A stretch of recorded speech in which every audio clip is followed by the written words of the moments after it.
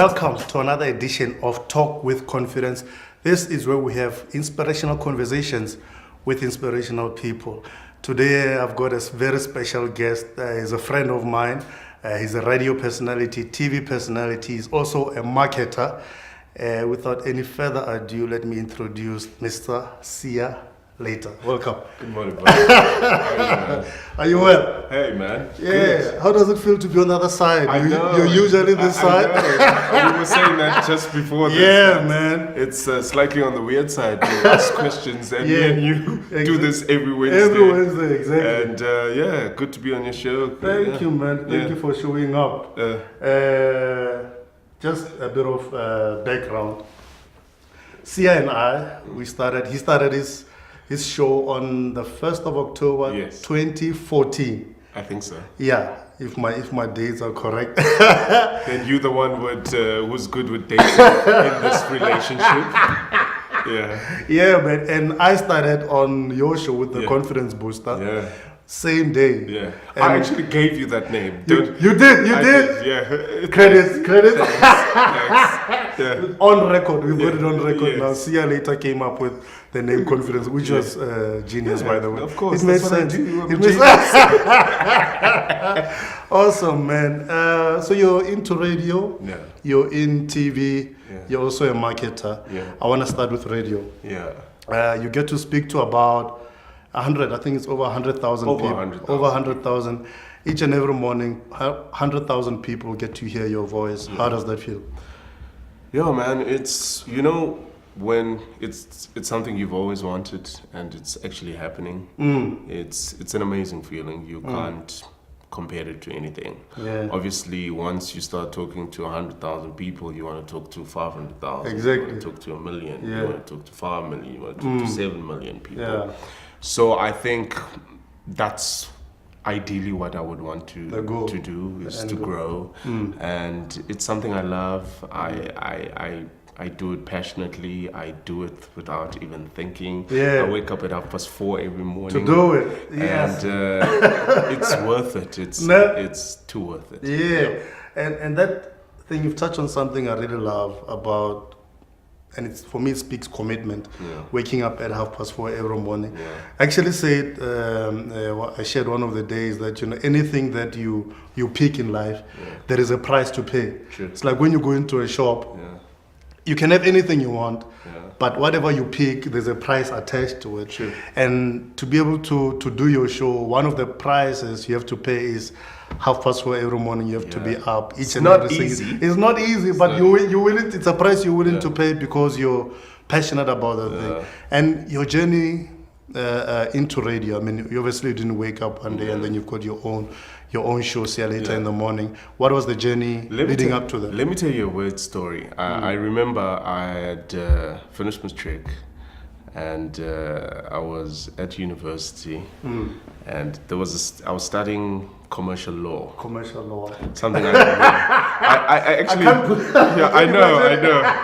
I initially said I wanted to study journalism, Okay. and then my uncle was like, "No, that's a waste of money. Yeah. You're not gonna do that. You're gonna do commercial law." Yeah. And well, I'm not proud to be a dropout, but I dropped out. They're billionaires or droppers. So I dropped out, and I remember sitting in my room Yeah.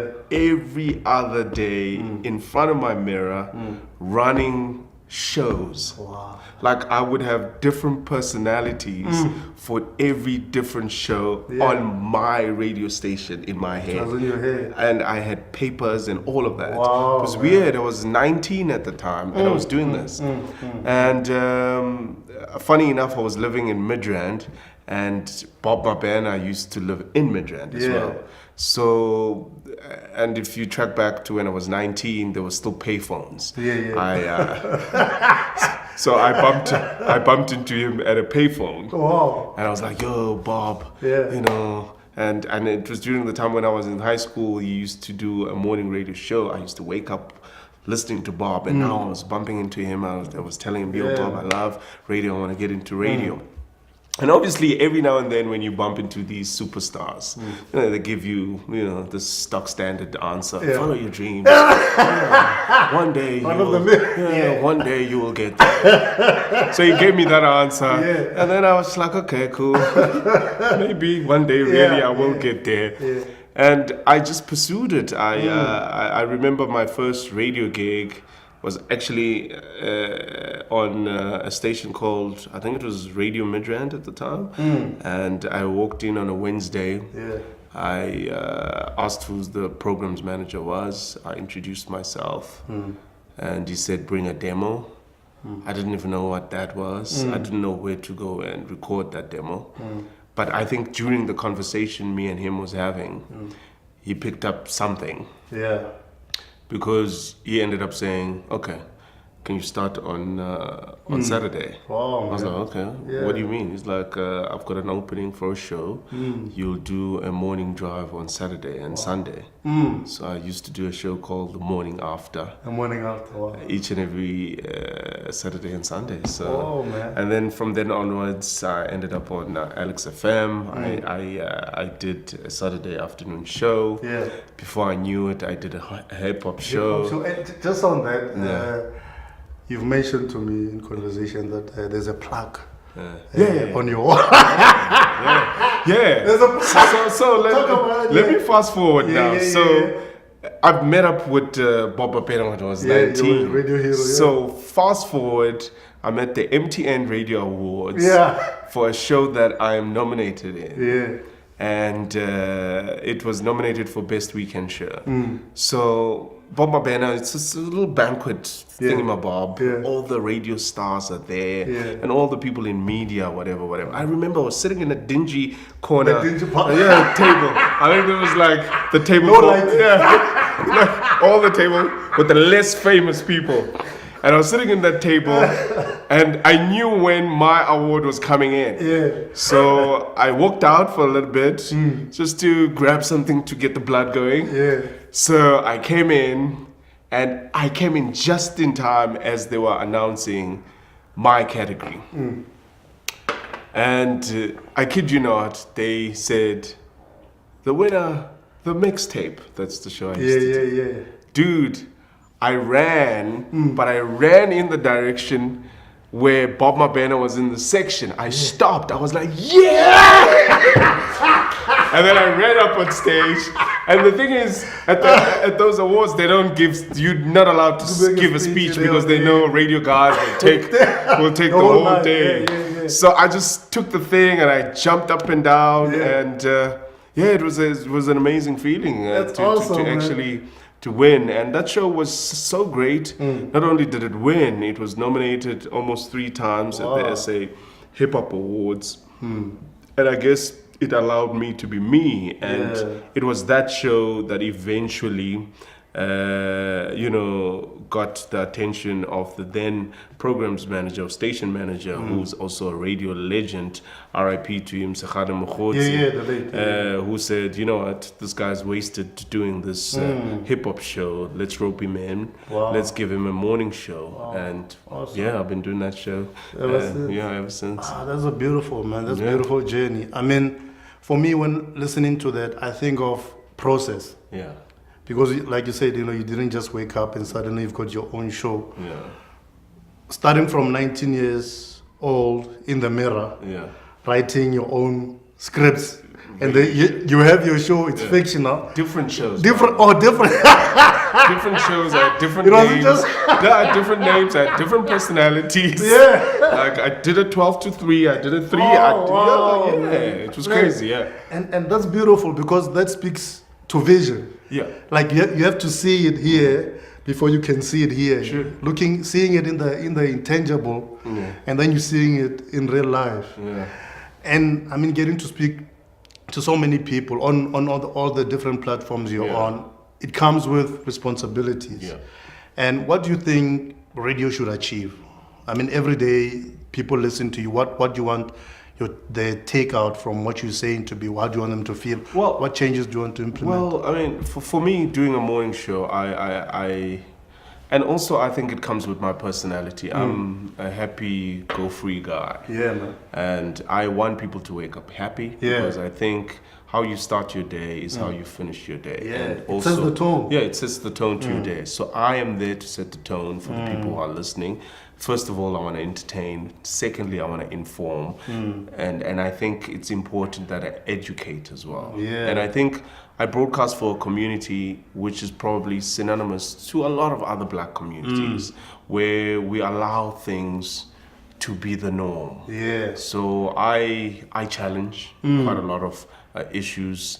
I'm slightly political in brain as well, so I understand the politics that exists in this day and age. I challenge that. Yeah. I make a lot of politicians uncomfortable. Yeah. Just on that, who are some of the most memorable politicians that you've had? I know you've had quite a lot, about everybody's on. For example, I mean, Herman Mashaba is on my WhatsApp. Is it? Oh! He sent me a WhatsApp just the other day. He sent me a WhatsApp, and I was boasting. I was sitting with friends, was like, the mayor just WhatsApped me. I just got a WhatsApp from the mayor. So talking to him was a pretty great. It was, during the time he's just landed. I've spoken to Paul Mashatile, Park Stawu. I haven't spoken to Julius Malema. He's blocked me on Twitter for some reason. I've spoken to the president. Oh yeah. How was that? It's the president. Yeah, we joked and we ended up talking about Casper Nyovest. Wow. It was his birthday. It was his birthday, so it was less formal. Oh, okay. I've spoken to him and many, I guess, other superstars as well. Yeah, but none that I can think of right now. And in terms of, you spoke about Bob Mabena. Yeah. He was one of your, still probably is one of your heroes in there. Do you have other people that you look up to in the media space? People who inspire you? Well, to be honest with you, I think as I walked in, I said good morning to Ndate Billy Silegani. Yes. And I think when you are in radio, it's almost mandatory to listen to other guys because you pick up other styles, you pick up ways to run interviews, you pick up ways to run links, you pick up ways to close links. And, I listened to a lot of Just Ice. That's where I picked him up. I listened to Fat Joe. Was one of my guys. A lot of people liken me to Fat Joe. Yeah, the controversy because he steps on the eggshells. Yeah, you gotta do that sometimes because then if you're just boring, then you're just boring. Nobody will listen. I don't want to be boring. Yeah. So I love Fat Joe. I think one of the guys that are doing well, Mo Flavor's doing well. There was a time I used to love Mo G, and then I got irritated by the way he laughs, and I just switched off. But there's some other great talent that's out there. But I think one of the standout right now is definitely Mo Flavor for me. Oh, wonderful! Awesome.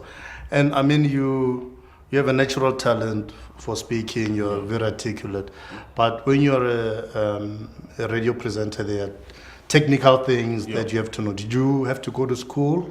Were you self-taught? Did you learn on the job? Well, like I told you, my first radio job was I came to speak to somebody on a Wednesday, and they told me I'm starting on Saturday. No training, no training whatsoever. Deep end stuff. I think he was there that Saturday, and he said, "Okay, when you want to talk, you press here. When you want to go to a break, you press here. When you want to go to ads, you press there. And the Sunday he didn't come." Pressing so I was like, button for ads. I was like, okay, I'm pressing this button. And the thing is about radio, there's something called dead air. Yeah. It's something you always have to avoid. So I had a couple of dead airs on that time. But then I think you learn, man. It's like, it's like riding a bicycle. You're never gonna ride a bicycle until you ride the bicycle. You fell a couple of times. Exactly. So I fell. You fell a few times. Was he bruising you? Scars, Awesome. Going from radio into TV. Oh yeah. So you've got you co-host a show, provocative show called Backchat, Youth Challenging Everything, and it's quite cool that you're mentioning that you're somebody who likes to challenge. Yeah. So that show is already in tune with your personality. Yeah. How did that opportunity come about? Dude, very weird. Okay, you know, I always tell people, I even tell my co-host this, that there's always somebody listening. So you always got to do whatever it is that you're doing. Yeah. Bring your A game. All the time. Yeah. So, and I think it's that. So, once upon a time, we are doing it was during the election time in August, I remember that. Or just prior or leading up to that. So, Radio 702 struck a deal with Alex FM that Radio 702 is going to broadcast at the same facilities as us. And John Robbie, John Robbie comes on. I remember that. So John Robbie is on other studio. I'm on the other studio. We both broadcasting. Well, 6 to 9. That's our time slots. So as part of, I'm not sure whether it was part of the deal, and I remember walking in to his studio and he thought I was nobody. Like he thought I was just a random stranger. Yeah. And then until the producer told him, no, that's Sia from Sia who does the show on the other side. Yeah. Then he was interested, so he came. I gave him a 5-minute interview. And then in exchange, he said, I'm gonna close off the show with you. And then he did that. He closed off the show with me. And I think the executive producer of Current Affairs on ENCA was listening. So I guess she liked what she heard. Yeah. Thank God for the great voice. And she gave me a call. She didn't call me, she called the station. And luckily enough, as she was calling the station, because I always tell the station, don't give up my numbers, because, you know. Yeah, you don't want... you don't want groupie love. Stalkers. Yeah. So luckily at the time she was calling, my co-host Lelo was somewhere in the front desk. She heard. That, you know, somebody they're looking for Sia or whatever. And I think she ended up, you know, talking on the phone, and this lady told her, no, I'm so-and-so from ENCA, I'm looking for Sia. And then she gave out my number. And then this lady calls me, hi, I'm Debbie Maya from ENCA. I want us to meet. Okay, I'm just thinking something random. I go and I meet her. And then she tells me, we've got a show that we are putting together. Yeah. We would love you to do a screen test. Yeah. So I'm like, okay, I've never done TV before. Like never. Yeah. And you know, I grew up with insecurities of being dark. And I'm thinking, damn, I'm gonna look ugly on TV. How am I gonna do this? Am I fat? You know, TV makes you fat. Oh, my cheeks. Yeah. Oh, my hairline starts. You know, like all these types of insecurities. My eyes are small. Like all these insecurities. Black Twitter. Because now you're gonna be I'm gonna expose myself. Usually in radio, I'm just the guy with the voice. And I really don't care what the next person thinks. So I do the screen test amongst other people that are there. And you know what? I had a feeling that I had it was when I was just being myself. That's the thing. You know, there were other people, because as we were doing these screen tests, you know, I was sitting here, the other guy's doing these screen tests, and I could feel that the other guy was not being himself. They're putting on what they think what the channel wanted. So I was like, you know, to hell with this thing. I don't really even want it anyway. I'm just going to come in here and I have fun. I'm going to be myself. I did that. And I believe they were sitting, or the other producers were sitting in the back room, or whatever they call a control room. You know, every now and then they were like, because I could hear them in my ear. That was good. Keep doing that. They were connected. And then a month went by, and then they called me, said, you got the job. Oh, wonderful, man. I immediately started crying. I'm not gonna kid you not. Oh, man. I called my wife. I continued to cry. Just telling you the story now is bringing tears to my eyes too, That's amazing. because I couldn't believe it. I'm just a guy from PE. Yeah, man. I'm on TV. Yeah. Yeah, and Every week. every week, Prime it's time. actually happening Prime today. It's happening today. Catch it, back chat, each and every Thursday, 9:30. We repeat every other day after that until Monday. So I'm 5 days on radio, 5 days on TV. Don't mess with me. Yeah. Wonderful, man. Yeah. And the transition from radio to TV, because like you said, TV is more, radio, it's very in sync with your personality. Yeah. You can be loud, you can, there's no script. You've got guidelines, Yeah, but I've got guidelines, there's no script. Yeah. Whereas on TV, it's a bit stricter. The playing, the boundaries are a bit, closer together. There's not as much freedom. How did you go from radio? What was the transition like, going from radio to TV and still wanting to maintain your identity, your personality, everything? Was there some rough patches, rough edges, potholes that you had to go through? Well, hey, dude, definitely. I think one of the biggest potholes I hit was reading a script of auto cue. Yeah. Like you say, radio, I've got guidelines. I know that I have to fit in my link I'm watching the clock continuously. I know I have to ad lib. I've got a bullet point, a talking point that I want to talk about. And all of it flows through my brain out of my mouth. Out the mouth, yeah. And I have to keep that flow continuous until the ad break. So now TV, script, and read on cue.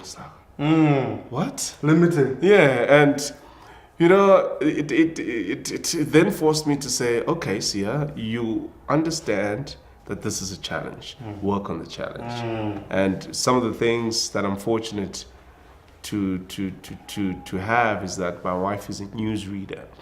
So she has a lot of news reading scripts in the house. So every other Sunday, what we would do, we'd read openly to each other. So read aloud and read the scripts. So she'd read the news, I'll read the news. That gave me the confidence to say, because the thing is to read something without having read it before and still read it perfectly. Yeah, naturally. Yeah. And bring out the octaves and make sure you're projecting. Exactly. So those are the things I kid you not, I sucked at it, but I'm getting better because I'm putting in the 1,000 hours. And I'm putting in refining the hours. Yeah, I'm refining it, and I want to get better at it. And You're doing a great job, man. I could do better. But that's an awesome principle, because like the audience may be watching and say, Flip, this guy is a natural at this. They don't know how nervous you are. They don't know how you're struggling. But you know that, okay, I fluffed here, I fluffed there. And next time I have to refine it. I have to sharpen the axe so that I'm a lot more effective. I love that sharpening the axe thing. I heard it from you, I remember. Oh wait, you touched on something I love, man. Family. Yeah. So your wife. Yeah. And you've got 2 boys, no? Yes, I do. Can you talk about the family situation a little bit? From what you've said about your wife, she seems like, or sounds like, a very supportive person. Dude, I remember I met my wife. I was 22 years old. Okay. And obviously at the peak of my hotness. You had dreadlocks. I had dreadlocks. Yeah. And I used to work at a clothing store. I was funky. I had girls really basically, I could pick wherever I went. But I think, what, because, sometimes when you're in leadership positions, you understand what that comes with.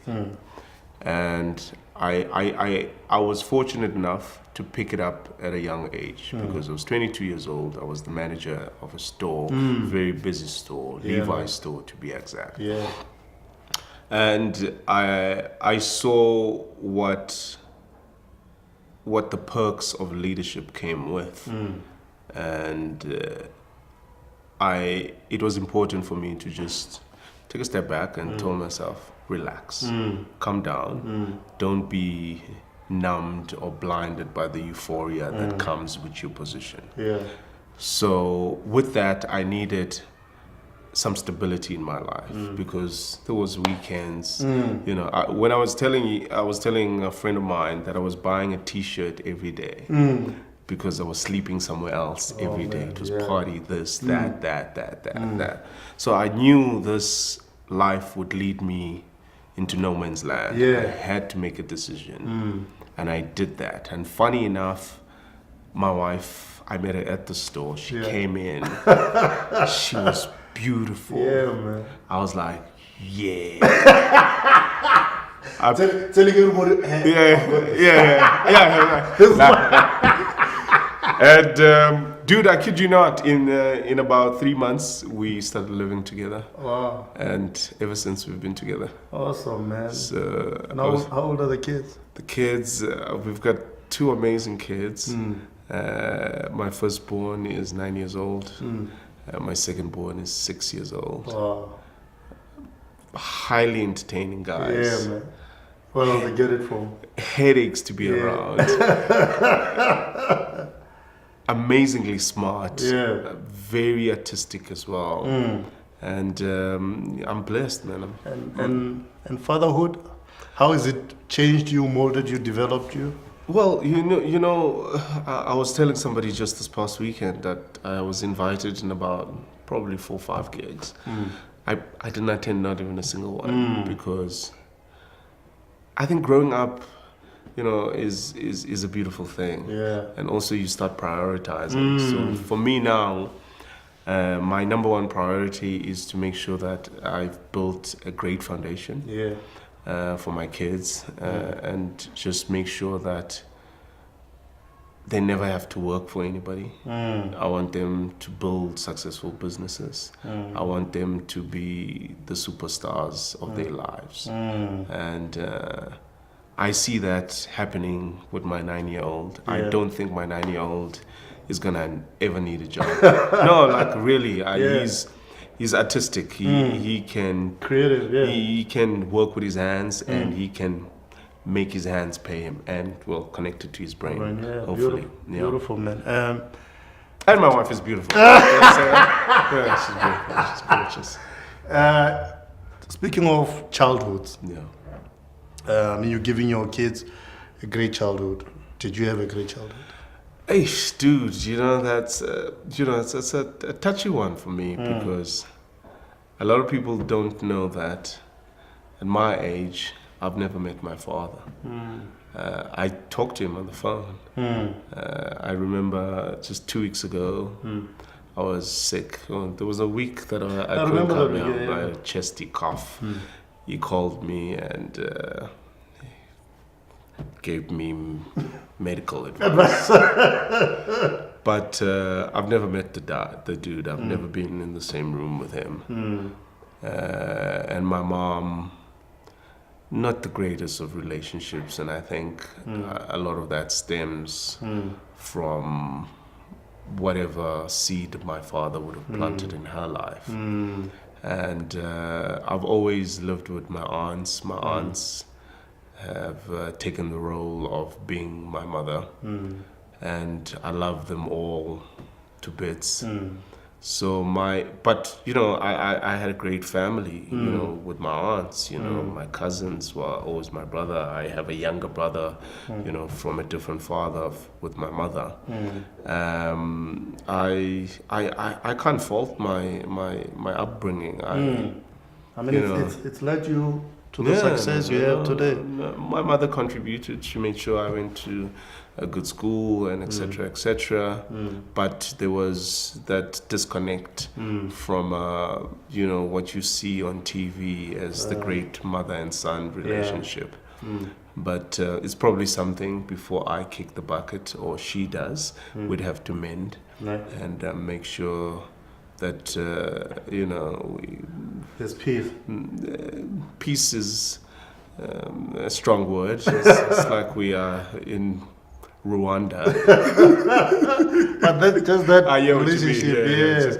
just to find, good moments. No? Yeah. And Sia, I mean, you getting to talk to over 100,000 people, millions via the TV platform. You're an influencer in society. No, you are. You are. I'll sip some. Hey, Tara. You're an influencer, and when you're in a position of leadership, like you were saying, it does come with responsibilities. And when people, especially now with the millions that you now listening to you via the TV platform, what do you want to be remembered for? What do you want your legacy to be? Oh, wow. I don't think I've built enough for me to answer that question. Okay. I'm still in the building phase, but I have an idea of how I want to live my life. As much as I'm in the spotlight, I want to lead a very private life. I want to live a very successful life. I want to have plenty of businesses. I want to make sure that I encourage, empower lots of young people. I think as I progress, that legacy will start building itself. Yeah. And I want to make sure that my work do the talking for me. Yeah. And I just continue to build and build and build and better myself. Because I believe that I'm constantly trying to be better, whether I'm on radio, whether I'm on TV. Even in my personal life, I just want to be better all the time. In every respect. Yeah. Sia, inspirational, man. Thanks, It bro. felt so short. I know. I know, But thank you so much, man. Pleasure, bud. I've been inspired. no, you are an inspiration. Thank you, sir. I was telling somebody this, that, I've had so many features on my show. Yeah. And a lot of them have fallen off the wayside. Yeah. Because they don't understand the vision. And I'm gonna link this to starting a band. Yeah. I once started a band when I was in my younger days.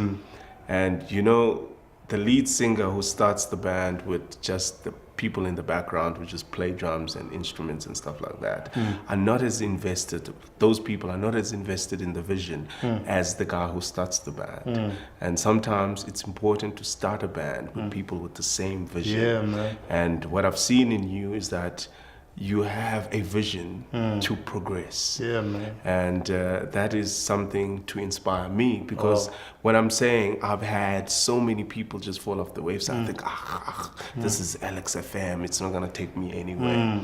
But look where you are. Do you understand what I mean? Yeah, man. So big ups to you, bud. Thank you, man. Ooh. That was inspirational. I'm inspired. I know you've been inspired. Just before we close here, you did mention quite a couple of links to the show, but I'm going to give you this platform. Yeah. Where can people follow you? Where can people get in touch with you? Well, I'm available on social media. It's Sia Leita, SIALEITA. Did I say that? Yeah. So you can follow me on all social media platforms: Twitter, Facebook, Instagram, same name, unlike you with different other names. And you can catch my show. It's called the Sia Leita in the Morning Show on Alex FM. If you're far, far away, you don't have the frequency, stream us live on www.alexfm.co.za. It happens Monday to Friday, 6 to 9, weekday. Or you can catch me on TV, ENCA, each and every Thursday at 9:30. Repeats and Friday, 9:30 in the morning. It also repeats on Saturday at 5:30 in the evening. Repeats on Sunday at 5:30 in the evening. Repeats on Monday on ETV at 12 o'clock. So, yeah, I'm available. No, the man is a natural, eh? Just flows. So you say the process is, it comes from there, and then it goes down to the mouth. To the mouth. Yeah. Wonderful. Guys, thank you so much for watching. Do join us again right here on Talk with Confidence.